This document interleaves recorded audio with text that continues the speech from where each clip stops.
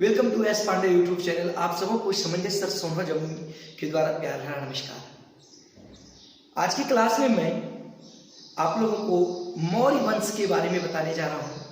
मौर्य वंश की स्थापना किसने किया था, मौर्य वंश की स्थापना करवाने के पीछे किसका हाथ था, इन सबों को बताने जा रहा हूँ। और मौर्य वंश से संबंधित यह पहला लेक्चर है। आप लोगों को यह काफी पसंद आएगा। साथ ही साथ इस मौर्य वंश से रिलेटेड सभी टॉपिक मैं अपने एस पांडे यूट्यूब चैनल में अपलोड करूंगा, तो आप लोग सभी स्टूडेंट्स जुड़ेंगे और देखेंगे, बताएंगे कैसा लगा वीडियो।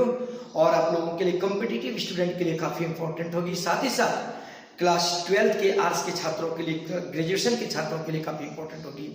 तो सबसे पहले मैं बताने जा रहा हूँ मौर्य वंश की स्थापना चंद्रगुप्त मौर्य ने 322 ईसा पूर्व में किया था। कितने ईस्वी में किया था? ईसा पूर्व में 322 ईसा पूर्व में किया था। मौर्य वंश की जो स्थापना 322 ईसा पूर्व में चंद्रगुप्त मौर्य ने जो किया था, वह नंद वंश की समाप्ति करके, नंद वंश का अंतिम शासक धनानंद था, उसे मार करके चंद्रगुप्त मौर्य ने राज सिंहासन को प्राप्त किया था। इसके पीछे यह उद्देश्य था कि चंद्रगुप्त के पिताजी का नाम चंद्रवर्धन या स्वार्थ सिद्धि मौर्य था। वो नंद वंश का दरबारी था। वो नंद वंश के दरबार में काम क्या करता था, उनके लिए काम क्या करता था। लेकिन नंद वंश का जो शासक धनानंद था, उन्होंने चंद्रगुप्त मौर्य के पिता स्वार्थ सिद्धि मौर्य को मार दिया था। और मारने के बाद चंद्रगुप्त मौर्य की जो माता थी धम्म मौर्य थी, उसका नाम धम्म मौर्य, जो कि मूरा नामक शूद्र जाति से संबंध रखती थी, इसलिए उनकी माता का नाम धम्म मौर्य थी।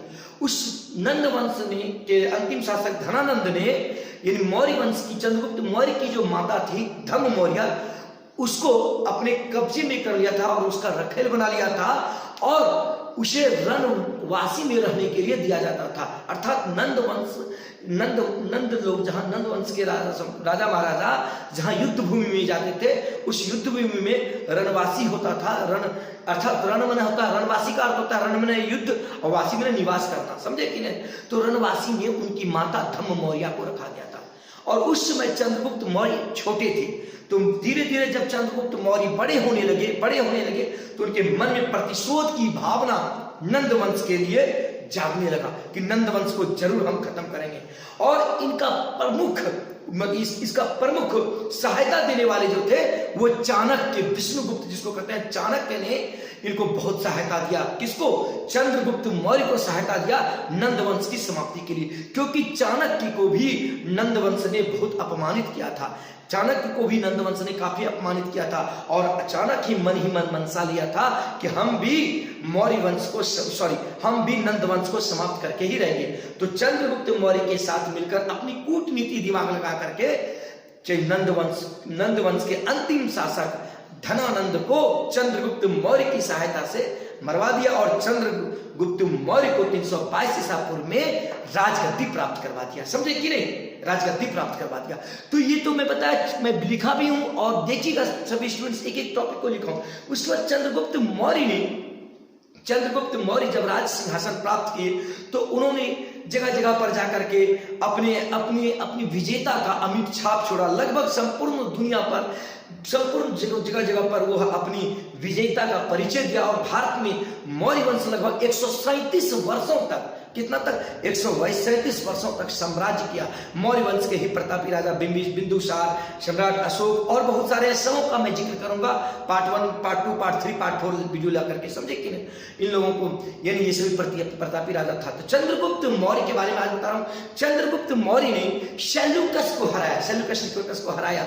वह उनको हराने के बाद उनकी बेटी हेलेना से उन्होंने विवाह किया समझौता पूर्व, समझे कि ना। हेलेना से विवाह किया। विवाह करने के बाद, विवाह के उपरांत चंद्रगुप्त मौर्य ने सेल्यूकस को क्या किया? 500 हाथी दे करके उसे भी, यानी बोला कि आप भी अपने क्षेत्र में चले आइए, आपको भी मैं क्षेत्र दे देता हूं। तो पूर्वी अफगानिस्तान, बलूचिस्तान, पश्चिमोत्तर क्षेत्र जो है भारत का, उन्हें सौंप दिया।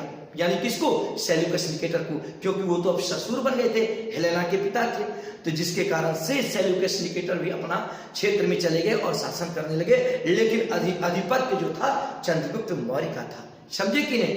चंद्रगुप्त मौर्य के दरबार में सेल्यूकस निकोटर ने यूनानी राजदूत मेगास्थनीज को भेजा था और मेगास्थनीज जो है इंडिका नामक पुस्तक लिखा था। समझे कि नहीं? कौन सी पुस्तक लिखी थी? इंडिका नामक पुस्तक लिखी थी। और उसके बाद आप लोग जानते हुए चाणक्य के नाम, चाणक्य कूटनीतिज्ञ, और उसके बाद विष्णुगुप्त का नाम सुने हैं। इन्हीं की सहायता से चंद्रगुप्त मौर्य ने नंद वंश की समाप्ति किया था और चाणक्य ने सबसे पहले अर्थशास्त्र नामक किताब भी लिखा था। तो मैं आप लोगों को बता भी दिया हूं। देखिए सभी स्टूडेंट्स, देखिए सभी स्टूडेंट, मौर्य वंश की स्थापना चंद्रगुप्त मौर्य ने किया था नंद वंश को समाप्त करके 322 ईसा पूर्व में। समझे कि नहीं? 322 ईसा पूर्व में। तो यदि आपसे पूछा जाएगा कि मौर्य वंश के संस्थापक कौन थे, तो चंद्रगुप्त मौर्य। पूछेगा कि मौर्य वंश की स्थापना कितने ईस्वी में हुई थी, तो 322 ईसा पूर्व में। पूछेगा कि आपको मौर्य वंश की जो स्थापना हुई थी वह नंद वंश का कौन से शासक को मारकर किया था, तो मौर्य वंश के जो अंतिम शासक थे धनानंद, उसको मारकर चंद्रगुप्त मौर्य ने मौर्य वंश की स्थापना किया था। ठीक है। चंद्रगुप्त मौर्य के पिता का नाम स्वार्थ सिद्धि मौर्य था। स्वार्थ सिद्धि मौर्य था। समझे कि नहीं? या चंद्रवर्धन भी था। समझे कि नहीं? चंद्रवर्धन था। यदि पूछेगा चंद्रगुप्त मौर्य के पिता का नाम क्या था, स्वार्थ सिद्धि मौर्य या चंद्रवर्धन, ये भी कह सकते हैं। चंद्रगुप्त मौर्य की माता का नाम धम्म मौर्य था। क्या था? धम्म मौर्य। तो माता का नाम जो धम्म मौर्य था, इस मौर्य के आधार पर ही मौर्य वंश नाम रखा गया। समझे कि आपको पूछा जाएगा कि मौर्य वंश नाम क्यों पड़ा, तो चूंकि चंद्रगुप्त मौर्य की माता का नाम धम्म मौर्य था, अंत में मौर्य है, तो इसी मौर्य के आधार पर मौर्य वंश इसका नाम पड़ा। समझे कि नहीं? और ये इनकी माता जो थी एक शूद्र जाति, मूरा जाति से संबंध रखती थी। समझे कि नहीं? इसलिए इनके टाइटल में मौर्य था। समझे कि नहीं? और इनकी माता मूरा जाति की थी, माता के नाम पर ही मौर्य वंश का नाम रखा। समझे कि नहीं? और चंद्रगुप्त का जो उपनाम था पॉलीब्रोथम, आप लोग को ऑब्जेक्टिव में पूछ देगा कहीं भी एग्जाम में, रेलवे एसएससी जीके के एग्जाम में कहीं भी पूछ दे कोई भी चीज में। चंद्रगुप्त मौर्य का उपनाम जो था पॉलीब्रोथम, जिसका अर्थ होता है पाटलिपुत्रम। अभी आप जानते हैं पटना का प्राचीन नाम पाटलिपुत्र था। तो यानी चंद्रगुप्त मौर्य का उपनाम जो था पॉलीब्रोथम था। अस्ट्रेवा ने ये बताया था। अस्ट्रेवा नामक एक प्रसिद्ध इतिहासकार थे, उन्होंने ये बताया था कि चंद्रगुप्त मौर्य का उपनाम जो था पॉलीब्रोथम था, जिसका अर्थ होता है पाटलिपुत्रम। समझे कि नहीं? क्या अर्थ होता है? पाटलिपुत्रम। चंद्रगुप्त मौर्य सेल्यूकस को हराकर, किसको? सेल्यूकस को हरा करके उनकी बेटी हेलेना से विवाह किया। किससे विवाह किया? हेलेना से विवाह किया।